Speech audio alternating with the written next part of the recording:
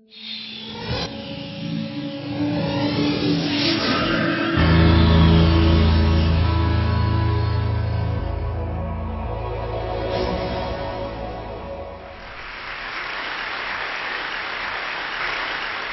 just did something I've never done before. I spent a week at sea on a research vessel. Now, I'm not a scientist, but I was accompanying a remarkable scientific team from the University of South Florida who have been tracking the travels of BP's oil in the Gulf of Mexico. This is the boat we were on, by the way. The scientists I was with were not studying the effect of the oil and dispersants on the big stuff, the birds, the turtles, the dolphins, the glamorous stuff. They're looking at the really little stuff that gets eaten by the slightly less little stuff that eventually gets eaten by the big stuff. And what they're finding is that even trace amounts of oil and dispersants can be highly toxic to phytoplankton, which is very bad news because so much life depends on it. So contrary to what we heard a few months back about how 75% of that oil sort of magically disappeared and we didn't have to worry about it, this disaster is still unfolding. It's still working its way up the food chain. Now, this shouldn't come as a surprise to us. Rachel Carson, the godmother of modern environmentalism, warned us about this very thing back in 1962. She pointed out that the control men, as she called them, who carpet bomb towns and fields with toxic insecticides like DDT, were only trying to kill the little stuff, the insects, not the birds. But they forgot this: the fact that birds dine on grubs, that robins eat lots of worms, now saturated with DDT. And so robin eggs failed to hatch, songbirds died en masse, towns fell silent. Thus the title, Silent Spring.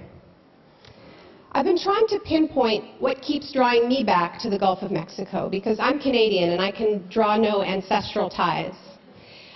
And I think what it is that I don't think we have fully come to terms with the meaning of this disaster, with what it meant to witness a hole ripped in our world, with what it meant to watch the contents of the earth gush forth on live TV 24 hours a day for months. After telling ourselves for so long that our tools and technology can control nature, suddenly we were face to face with our weakness, with our lack of control, as the oil burst out of every attempt to contain it. Top hats, top kills, and most memorably, the junk shot, the bright idea of firing old tires and golf balls down that hole in the world. But even more striking than the ferocious power emanating from that well was the recklessness with which that power was unleashed, the carelessness, the lack of planning that characterized the operation from drilling to cleanup. If there is one thing BP's watery improv act made clear, it is that as a culture, we have become far too willing to gamble with things that are precious and irreplaceable, and to do so without a backup plan, without an exit strategy. And BP was hardly our first experience of this in recent years.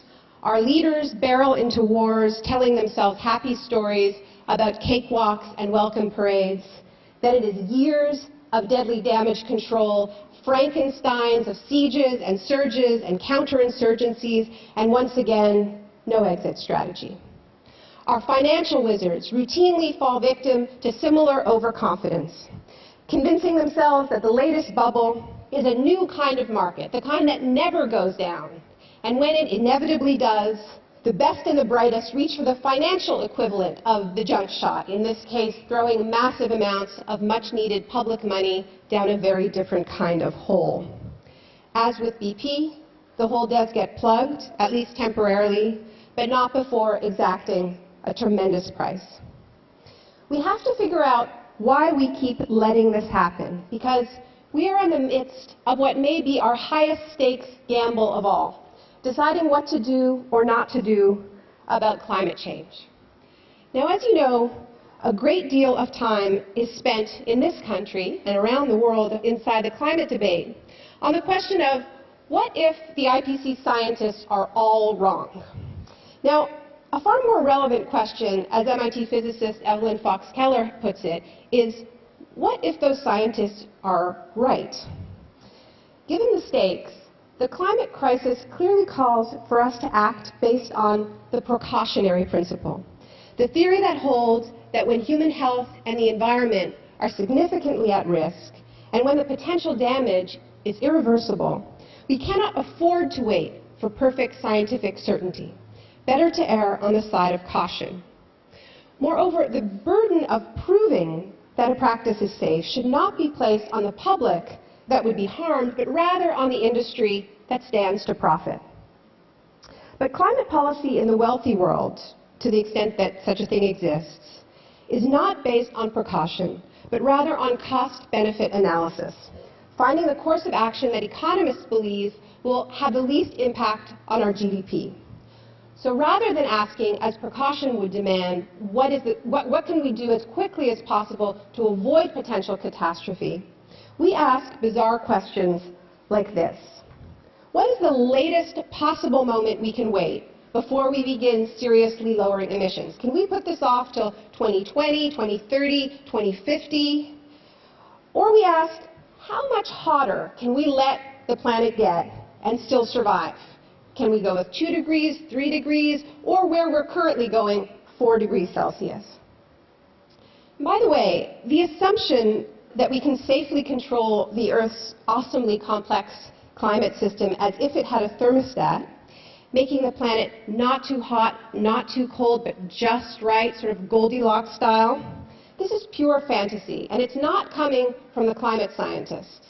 It's coming from the economists imposing their mechanistic thinking on the science. The fact is that we simply don't know when the warming that we create will be utterly overwhelmed by feedback loops. So once again, why do we take these crazy risks with the precious? A range of explanations may be popping into your mind by now, like greed. This is a popular explanation, and there's lots of truth to it, because taking big risks, as we all know, pays a lot of money. Another explanation that you often hear for recklessness is hubris. And greed and hubris are intimately intertwined when it comes to recklessness. For instance, if you happen to be a 35-year-old banker taking home 100 times more than a brain surgeon, then you need a narrative, you need a story that makes that disparity okay. And you actually don't have a lot of options. You're either an incredibly good scammer, and you're getting away with it, you've gamed the system, or you're some kind of boy genius the likes of which the world has never seen. Now, both of these options, the boy genius and the scammer, are going to make you vastly overconfident, and therefore more prone to taking even bigger risks in the future. By the way, Tony Hayward, the former CEO of BP, had a plaque on his desk engraved with this inspirational slogan: "What would you attempt to do if you knew you could not fail?" Now, this is actually a popular plaque, and this is a crowd of overachievers, so I'm betting that some of you have this plaque. Don't feel ashamed. You know, putting fear of failure out of your mind can be a very good thing if you're training for a triathlon or preparing to give a TED Talk. But personally, I think people with the power to detonate our economy and ravage our ecology would do better having a picture of Icarus hanging from the wall, because maybe not that one in particular, but I want them thinking about the possibility of failure all the time. So we have greed, we've got overconfidence / hubris, but since we're here at TED Women, let's consider one other factor that could be contributing in some small way to societal recklessness. Now, I'm not going to belabor this point, but studies do show that as investors, women are much less prone to taking reckless risks than men, precisely because, as we've already heard, women tend not to suffer from overconfidence in the same way that men do. So it turns out that being paid less and praised less has its upsides, for society at least. The flip side of this is that constantly being told that you are gifted, chosen, and born to rule has distinct societal downsides. And this problem, call it the perils of privilege, brings us closer, I think, to the root of our collective recklessness.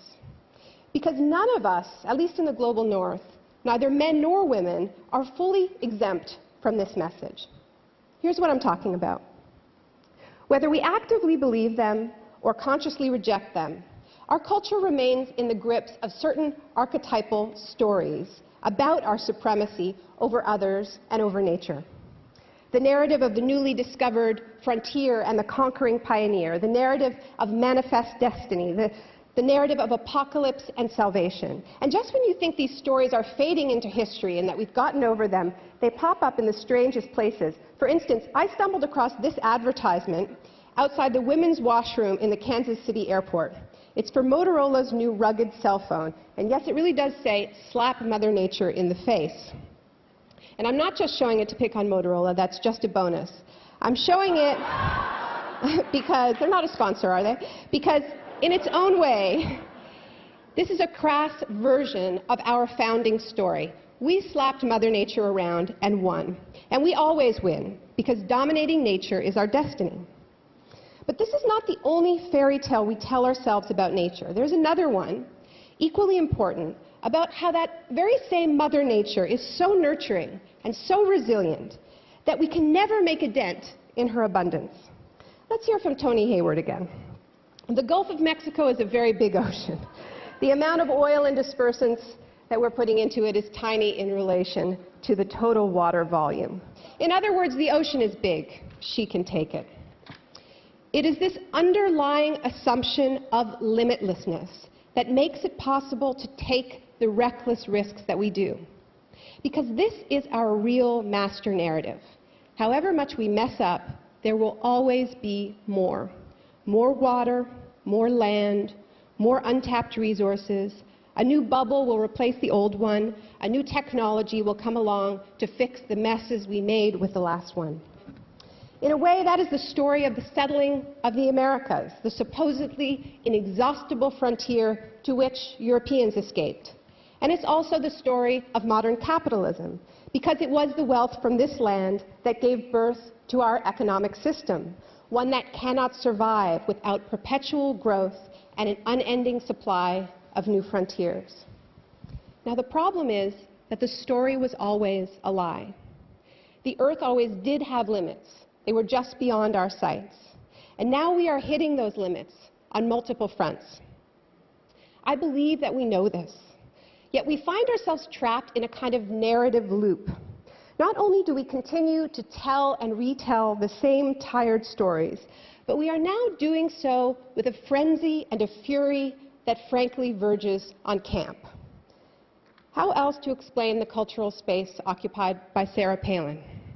Now, on the one hand, exhorting us to drill, baby, drill, because God put those resources into the ground in order for us to exploit them. And on the other, glorying in the wilderness of Alaska's untouched beauty on her hit reality TV show. The twin message is as comforting as it is mad.